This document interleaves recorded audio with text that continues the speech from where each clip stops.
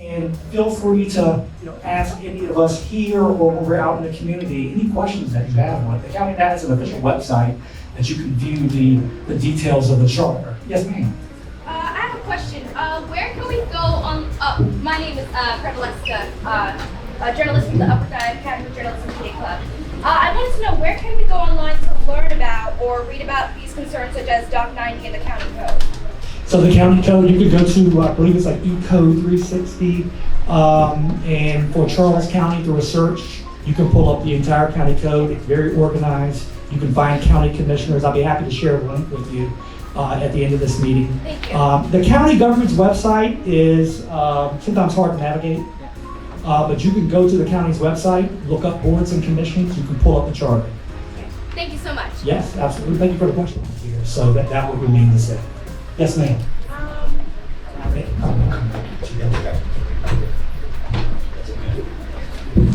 I'm Yasmin. I'm also a journalist for the Upper 5 Academy Media Club, and I want to ask, what are your plans to keep transparency open, to encourage and promote the community support?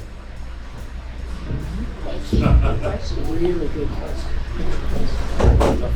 question. What we all have to do as residents and citizens here are to use the tools that are in this document.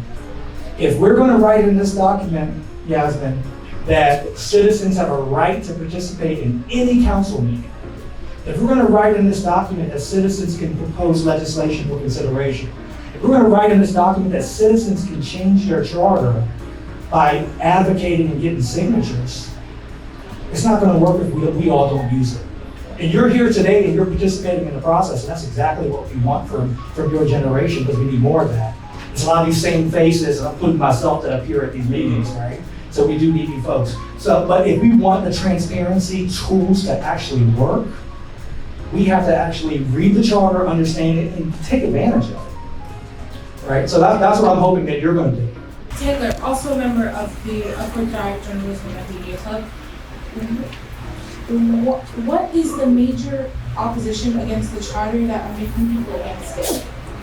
Major opposition. How do you answer that? Tell it. You don't, man. So there's a stated opposition, and then there's what's not being said, right? So the stated opposition is it's too much government, it's big government, it's going to cost too much. Right? We've already proven through the cost estimate, this 1.6 million is less than 1% of Charles County's budget. It will not force a tax increase. There are 8 positions in the charter. This year, the commissioners approved 81 new positions and didn't raise tax rates. Last year, the commissioners approved 50 new positions. They didn't raise tax rates, right? So there's a lot being said online. These 8 positions, 4 of them are the investigators for the IG, are going to raise your taxes. That cannot be substantiated. I will say that's false. It has not been proven to be true. So that's the thing that people are saying. The other thing that people are saying is it concentrates too much power into one person.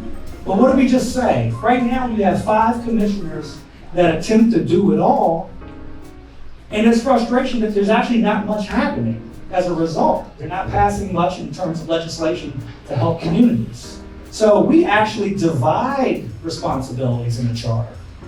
The executive is a manager, but the council passes the budget, the council passes land use and zoning changes, and the council does legislation.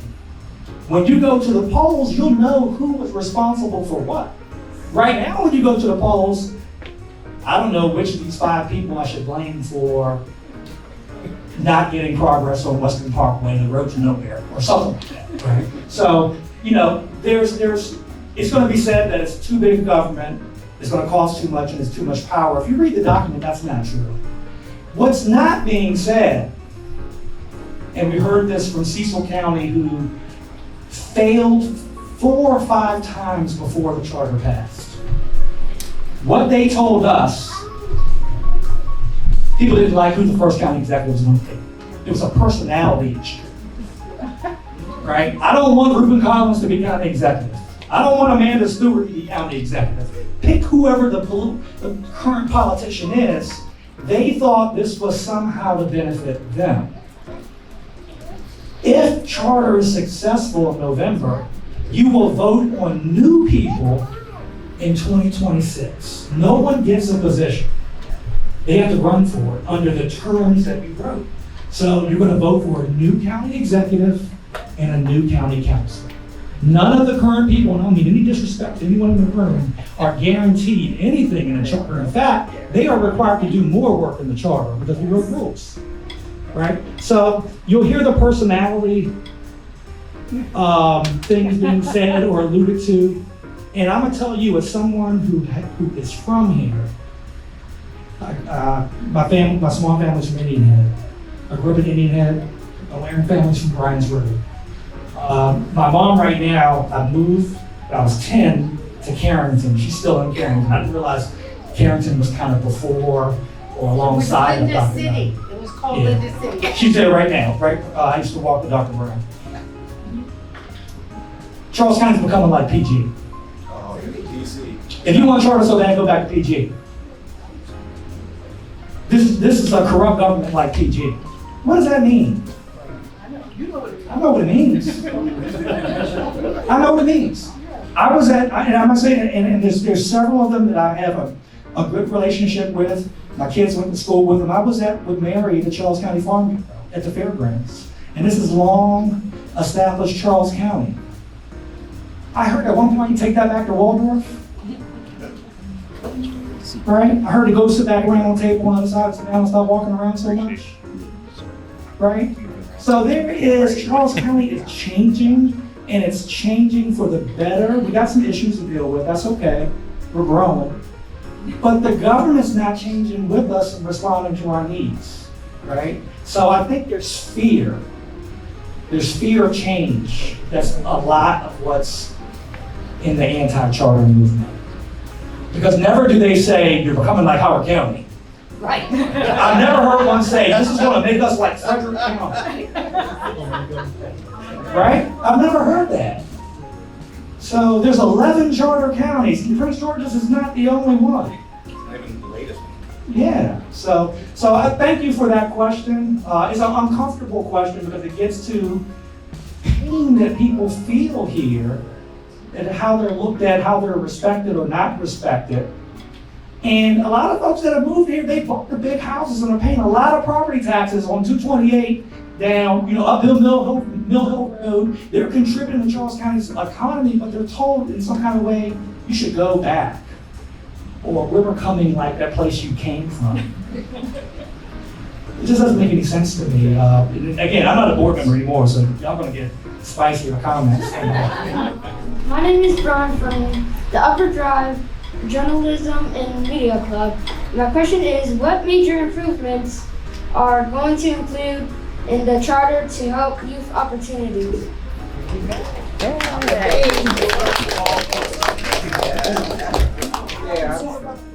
Everyone saw the exciting news about the Sport and Wellness Center that's going to come. We've been advocating for that for a long, long time.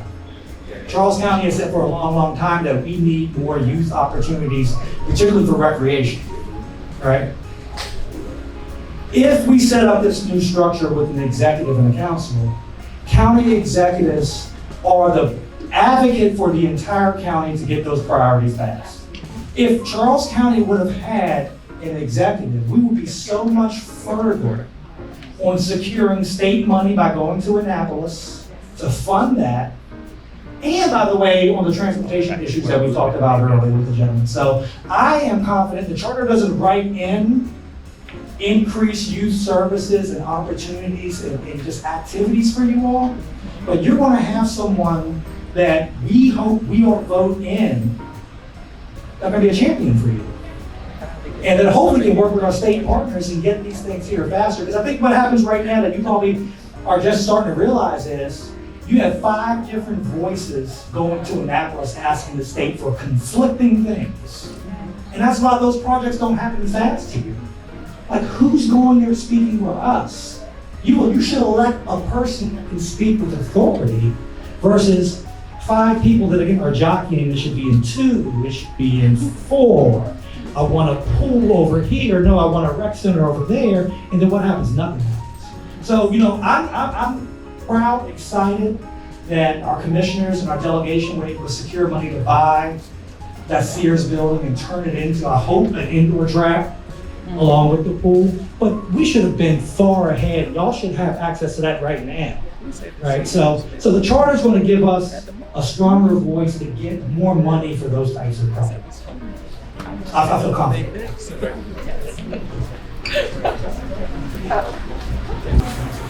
And just to piggyback on that too, I think the other thing that the charter does is it provides us with information about our current opportunities, our current youth opportunities, so we can see where the gaps are. So if we have a better understanding of how we're currently being served, then we can proactively advocate for more things, for better things, for other things, right? But we have to first have an understanding of what's currently happening, and the charter lays the foundation for that. My name is Michael Hadley, and I write for Get Up and Go magazine in the Upper Drive Academy of Journalism Media Club. And my question is, if charter gets voted in, when will it take effect? In the year 2026 for the next set of elections. What was it, Michael? Did you say Michael? So we're going to take 2 years to get this right. We're not going to rush into it, right? So the current commissioners will complete their terms, and then in the elections in 2026, the gubernatorial election, midterm election, the commissioners will be no more. They will be abolished. There will be brand new offices, the county executive and the county council, and they will be sworn in after the election on the first Tuesday in December of 2026. So thank you for that question, sir. That timing question is important because there is anywhere from confusion to misinformation again that there won't be elections, that we're somehow appointing executives. But there'll be a brand new fresh set of elections. Hello, I am Shiley from Upward Drive Academy's Journalism and Media Club. And my question is, have any charters been considered in improving the safety and resources for seniors? No charter that I know of, was it Shiley? Shiley? No charter that I know of, and not this charter, has specific provisions to improve the safety and resources for seniors. But I think one of the things that you probably heard earlier is, where are your elected leaders on passing new laws that protect the things that you care about, right? And what we're saying is, Shiley, with this document, that we give people new powers, that you can go to them and they can try to move those new laws that help seniors. So this is about rules and tools to help your future leaders. Maybe it's you that run for office, right?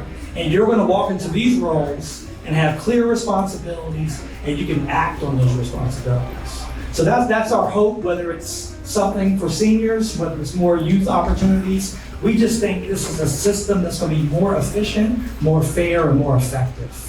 And we hope that you give it consideration. Don't run for office. I think the other thing that it does is it creates a clear, my phone's gonna break. It creates a clear division of executive and legislative, right? And so one of the key components of that then is that the legislative branch can spend more time developing legislative proposals. That's more time for research. That's more time for stakeholder engagement. It's more time to really sort of develop those quality legislative proposals that speak to the needs of communities, because they're not running the day-to-day of government. So I think in that respect, when we think about youth services, when we think about opportunities for seniors, that is a major component of the charter, and I think a major benefit of it as well. My question is, what changes can we expect in the 2 years before the charter takes effect, if it gets voted in? So you're talking in the transition period? Yes. So assuming when it passes in November, when it passes? So the new positions take effect 2 years after we pass it this November.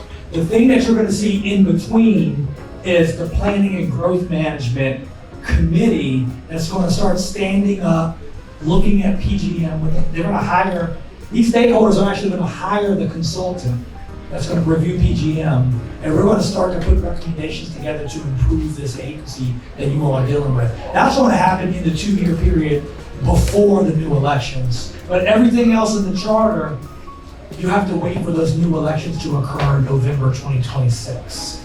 So this government's going to phase out, and the light switch will go on 2 years from now.